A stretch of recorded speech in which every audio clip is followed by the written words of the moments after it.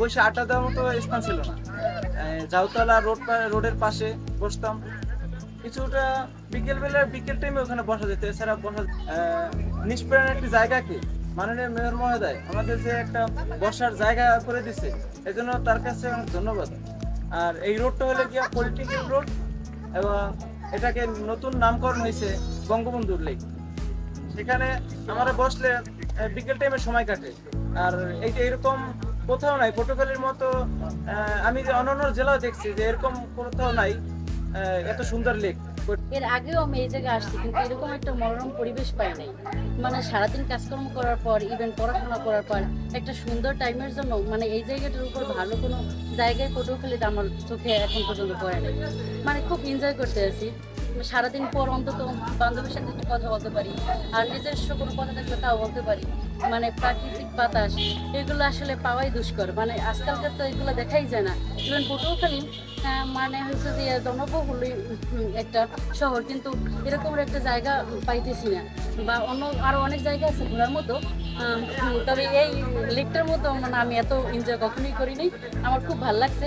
মানে এইটার জন্য যারাই করছে এই লেকটা তাদের অনেক ধন্যবাদ। আর আমাদের মতন অনেক স্টুডেন্ট আছে, অনেক চাকরিজীবী আছে, অনেক ফ্যামিলির লোকজন আছে, সবাই এই জায়গায় অবসর সময় কাটায়। সবারই মনে হয় ভালো লাগে, আমার যেমন ভালো লাগতেছে এরকম সবাই একটি এরকম জায়গা খুঁজে। আমি প্রতি শুক্রবার এবং শনিবার প্রায় এখানে ঘুরতে আসছি।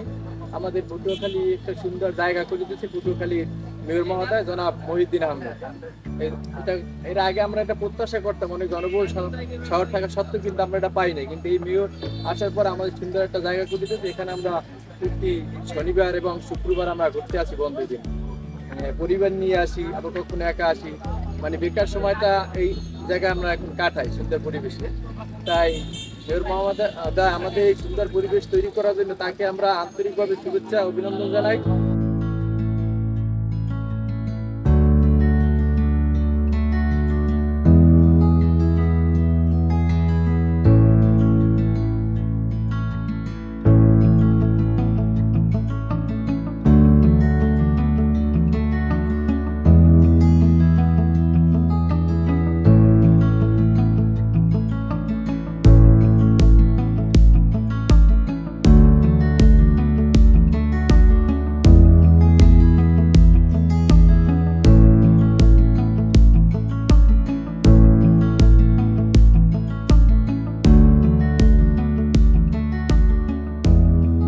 মেয়র মহোদয়, আমাদের স্থানীয় সরকার প্রকৌশল অধিদপ্তরের যে প্রকল্পগুলো আপনার অধীনে পৌরসভার মাধ্যমে বাস্তবায়ন হচ্ছে, সেক্ষেত্রে আপনি যেভাবে কাজগুলো চলমান রেখেছেন, কোনো ধরনের প্রতিবন্ধকতা বা নতুন নতুন কি ধরনের সম্ভাবনাগুলোকে আপনি নিয়ে সামনে এগিয়ে যাবেন, নাগরিক সেবাকে নিশ্চিত করবেন ভাবছেন কি? আসলে দেখুন, একটা শহর যাকে বলে, শহরের মিনিং বলতে যেটা আমরা বুঝি যে একটা ঘনবসতি, তারপর খেলার মাঠ, খেলাধুলার জায়গা, বাচ্চাদের খেলার জায়গা, মানুষের হাঁটার স্পেস, সাইকেল লেন, রিক্সা, ঠিকভাবে চলার জন্য রাস্তা, এগুলো কি মিন করে আমরা শহর বলতে। যে আসলে যেহেতু গ্রামের চেয়ে শহরের ডেন্সিটি অনেক বেশি, মানুষের প্রাণ খুলে হাসার জায়গা কম, তাদের বেড়ানোর জায়গা কম, সেই জন্যই আসলে স্থানীয় সরকার বিভাগ, যেহেতু আমরা স্থানীয় সরকার বিভাগের আন্ডারে বা স্থানীয় এলজিডির আন্ডারে আমরা অনেক প্রকল্প বাস্তবায়ন হয়ে থাকে। তাই দেখা যাচ্ছে যে আমাদের যে প্রকল্প থাকে, যদি আমাদের 10 কোটি টাকার প্রকল্প থাকে, সেখানে 9 কোটি টাকাই থাকে স্থানীয় সরকারের আন্ডারে। তাই সেখানে আমরা স্থানীয় সরকারের সাথে ওতপ্রোতভাবে জড়িত। আপনি এখন যে রাস্তায় দাঁড়িয়ে আছেন, এটা কিন্তু সম্পূর্ণ স্থানীয় সরকারের আন্ডারে একটা প্রকল্পের মাধ্যমে তৈরি করা। আমাদের যে লেকটা দেখেছেন, সেটাও কিন্তু স্থানীয় সরকার থেকে তৈরি করা।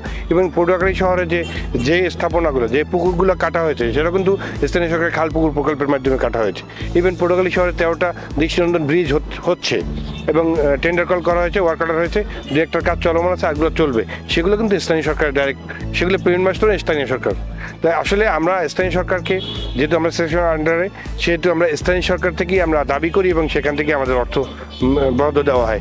সেই সুবাদে আমরা আসলে স্থানীয় সরকারের সাথে জড়িত। জানতে চাই সেটা হচ্ছে যে আমাদের বস্তি উন্নয়নের কিছু কাজ আছে প্রকল্পের ভিতরে, তা আপনার এখানে কি সেই ধরনের কিছু এখন পর্যন্ত কর্মসূচি? জি, আমাদের একটা প্রকল্প আছে LIBC, মানে এটা হলো প্রান্তিক জনগোষ্ঠীর জীবনমান উন্নয়ন প্রকল্প। এখানে কিন্তু আমাদের প্রায় সেই প্রকল্পের 13,700 মতো সদস্য আছে, নির্দিষ্ট সদস্য, তারা রীতিমতো সেখানে চাঁদা দেয় এবং সমিতির আকারে সেটা আছে। এবং তাদের কিন্তু আমরা বিভিন্ন বস্তিতে কিন্তু 4 ফিট 5 ফিট রাস্তা, টয়লেট, তাদের জন্য ঘর করে দেওয়া সেই প্রকল্প কিন্তু আমরা অনেকগুলো করেছি। আপনি কালকে এখানে দিনের বেলা ঘুরলে আমি সেই প্রকল্পগুলো আপনাকে দেখাবো।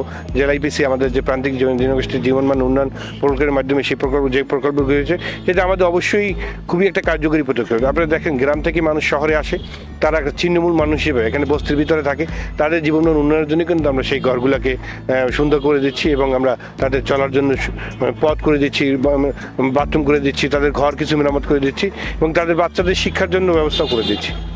ইনশাআল্লাহ পটুয়াখালী আমরা বিভিন্নভাবে আমাদের সকলের প্রচেষ্টা এবং মাননীয় প্রধানমন্ত্রীর সহায়তায় আমরা পটুয়াখালী যে পায়রা পোর্টের একটা প্রশাসনিক সিটি সেই হিসেবে গড়ে তুলতে সক্ষম হচ্ছি।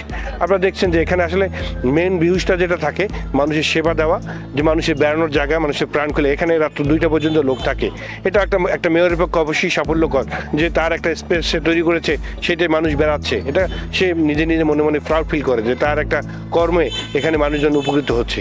সেরকমই আমাদের প্রথমে কর্মই সৃষ্টিশীল। আপনি কালকে দিনের বেলা আরও কতগুলো স্থাপনা আছে সেগুলো ঘুরবেন।